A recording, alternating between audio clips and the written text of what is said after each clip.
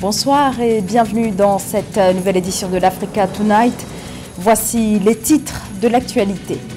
La candidature est officielle. Le président du Gabon, Ali Bongo Ondimba, au pouvoir depuis près de 14 ans, a annoncé dimanche qu'il sera candidat à un troisième mandat. L'élection est prévue le 26 août.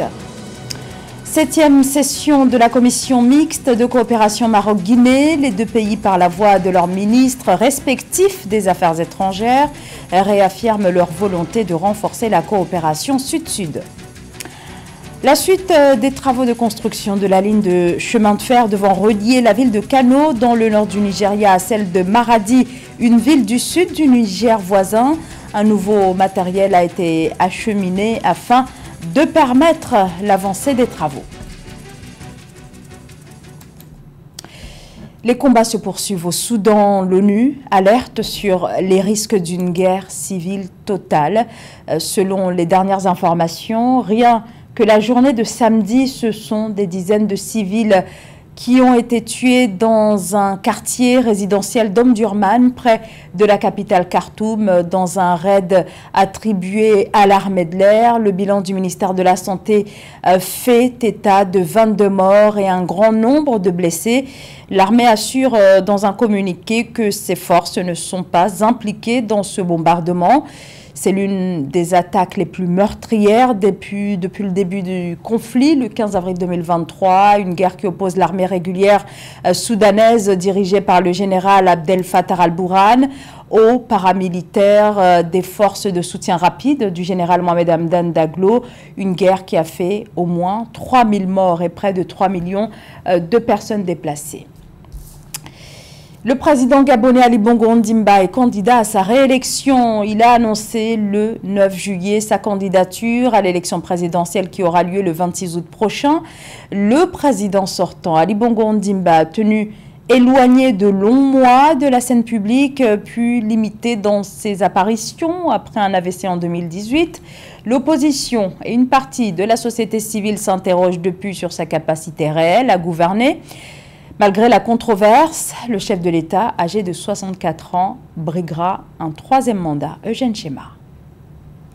Le président Ali Bongo va solliciter auprès des citoyens gabonais le 26 août 2023 un nouveau vote en sa faveur pour continuer à diriger l'État. L'enjeu, piloter la transformation économique du Gabon sur les 5 prochaines années depuis la réforme prise à son initiative au cours de la concertation politique de février 2023 et qui a permis de plafonner à 5 ans la durée de tous les mandats électifs. La réforme avait été approuvée par le Parlement en avril 2023. Élu pour la première fois à la tête du Gabon en octobre 2009, après le décès de son père Omar Bongo, Ali Bongo avait été réélu en 2016 pour un septennat.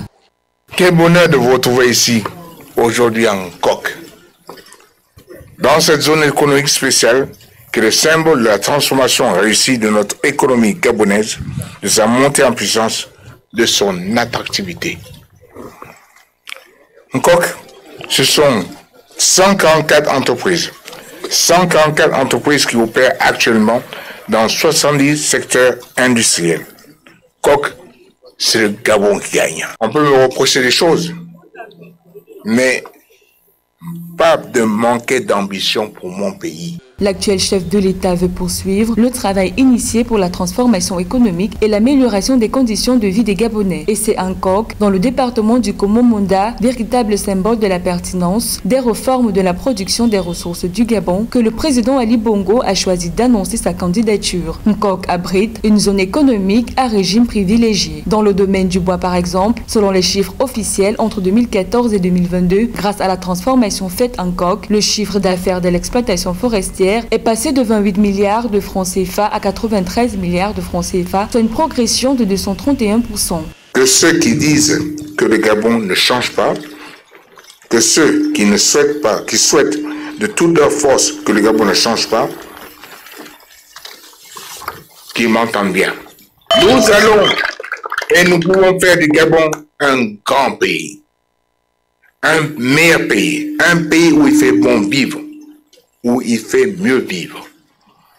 Pour continuer d'écrire cette histoire et ce futur ensemble, parce que rien ne compte davantage que la réussite de notre pays. Parce que rien ne compte davantage que votre réussite à vous. J'annonce officiellement, aujourd'hui, je suis candidat.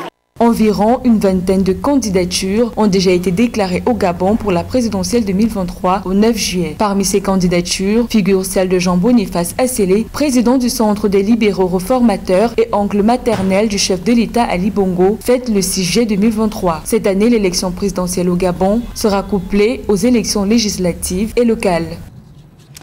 Les travaux de la 7e session de la commission mixte de coopération Maroc-Guinée se sont ouverts ce lundi à Dakhla, un événement présidé par le ministre marocain des Affaires étrangères Nasser Bourita et son homologue guinéen Maurice Sonda Kouyaté. Au cœur de ces assises, le renforcement de la coopération sud-sud. Les deux ministres ont réitéré la nécessité de consolider leurs relations de coopération. C'est ainsi que les travaux de cette 7e session ont débouché sur la signature de plusieurs accords bilatéraux. Écoutez à ce propos le chef de la diplomatie guinéenne, Maurice Sonda Kouyaté. Nous voulons faire de cette relation, de cette coopération entre nos deux pays, des relations gagnant-gagnant. Il faut que nous y tenions. Sortir de l'assistanat pour nous concentrer sur la coopération gagnant-gagnant. Et c'est ce que le Maroc et la Guinée sont en train de démontrer, que la coopération sud-sud peut être un exemple pour le reste du monde. On en vient maintenant à la construction de la ligne de chemin de fer qui reliera le Nigeria au Niger voisin, c'est-à-dire la ville de Kano située au nord du Nigeria, à Maradi, au centre au sud du Niger. Un projet dont les bases ont été lancées en 2015. Alors, il y a quelques jours, de nouveaux équipements ont été acheminés au Nigeria, un matériel destiné à la poursuite de la construction de cette infrastructure devant permettre de développer le commerce transfrontalier. Marie-Raphaël Antolo. Le 7 juillet 2023 est arrivé du matériel lourd d'une valeur de plus de 200 millions de dollars au Nigeria, au port de Tinkan Island à Lagos. Les équipements sont destinés à la construction de la ligne ferroviaire Kano-Maradi allant du Nigeria vers le Niger. Le matériel arrivé comprenait des chargeuses sur pneus, des chargeuses pelleteuses, des pellets sur chenilles, des pompes à béton montées sur camions, des camions malaxeurs, des chariots télescopiques, des nivelleuses, des compacteurs de sol vibrant et bien d'autres. Cet équipement est considéré par les autorités nigérianes comme un ajout précieux à l'inventaire de Mota Engine Nigeria Ltd, entreprise chargée de la gestion du dit projet ferroviaire. C'est un projet gigantesque et donc nous croyons que nous avons besoin d'investir dans des équipements de qualité afin de parvenir à réaliser la meilleure construction possible. Le Nigeria et la République du Niger entretiennent de bonnes relations bilatérales. Les deux pays possèdent un nombre important de groupes ethniques partageant des valeurs et des cultures similaires, ce qui a entraîné une augmentation du commerce transaérien au fil des ans. Ainsi, selon les autorités nigérianes, la construction de la ligne ferroviaire Kano-Maradi permettra de faciliter le commerce transfrontalier. Nous avons décidé de faire une grosse importation de machines de la Chine, qui ont d'ailleurs quitté la Chine il y a de cela 5 jours et qui sont arrivées au terminal de Lagos. Et donc nous sommes fiers de dire qu'en 3 jours, nous avons fait le tour de tous les équipements. Nous pensons qu'avec ces équipements, le travail ira très vite afin de parvenir à livrer la ligne le plus tôt possible. Le plan de construction d'une ligne ferroviaire de 284 kg vers la République du Niger a été présenté par le gouvernement nigérien en 2021. Le coût du projet officiellement estimé à 2 milliards de dollars, il est financé par le Nigeria grâce à des emprunts. Le forum Invest in Sénégal, ce rendez-vous économique d'envergure, a refermé ses portes samedi dernier à Diamniadio, près de la capitale Dakar. Des investisseurs sénégalais et internationaux étaient présents à cette rencontre. Cet événement visait à consolider l'image du Sénégal en tant que destination favorable à l'investissement. Cette première édition avait donc comme objectif principal de mettre en avant les opportunités d'affaires susceptibles d'attirer les financements. Alors l'objectif a-t-il été atteint? Élément de réponse dans ce sujet préparé par Omar Camara. 6 484 milliards de francs CFA, dont 4 000 milliards de francs CFA d'intention d'investissement direct ont été mobilisés au cours de la première édition du Forum Invest in Sénégal. Cet événement de rang mondial a ainsi connu un franc succès. D'importants accords ont été conclus, notamment l'accord d'investissement conjoint pour le développement de la zone économique spéciale de Diass pour un montant de près de 160 milliards de francs CFA. Plus de 30 projets offrant un réel potentiel pour le développement économique et social du Sénégal et couvrant 12 secteurs parmi lesquels l'énergie, l'agriculture, le numérique, l'économie verte, etc. ont été mis en lumière. Au-delà des projets et des secteurs présentés lors de ce forum, je me réjouis particulièrement de la diversité et du haut niveau de représentation des participants et du soutien que nous avons obtenu des pays amis, tant au niveau de l'engagement de leur gouvernement qu'au niveau de leur secteur privé.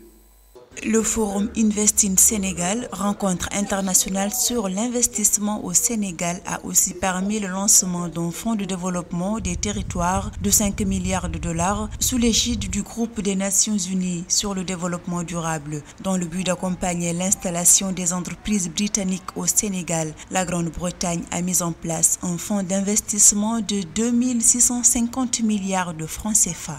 Nous serons aux côtés des investisseurs pour les accompagner à chaque étape de leur projet et nous garantirons que leur esprit entrepreneurial se traduise par un impact tangible sur les populations sénégalaises. Nous avons collectivement démontré que le Sénégal est une terre d'innovation et d'opportunités. La collaboration fructueuse entre le secteur public, le secteur privé national et les investissements internationaux qui s'est enclenché nous permettra de renforcer ensemble la dynamique d'émergence au profit de tous. Le Sénégal est et restera un pays open to business.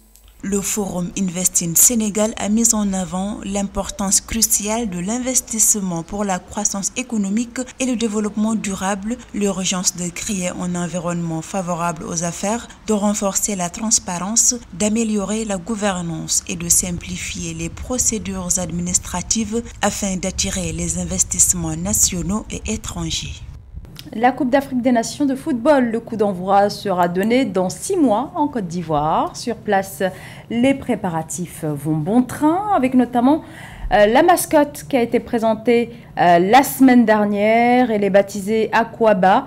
L'éléphant Aquaba est chargé, comme toute bonne mascotte, de faire la promotion et d'égayer cet événement continental. Découverte dans ce sujet de Marie-Raphaël Antolo.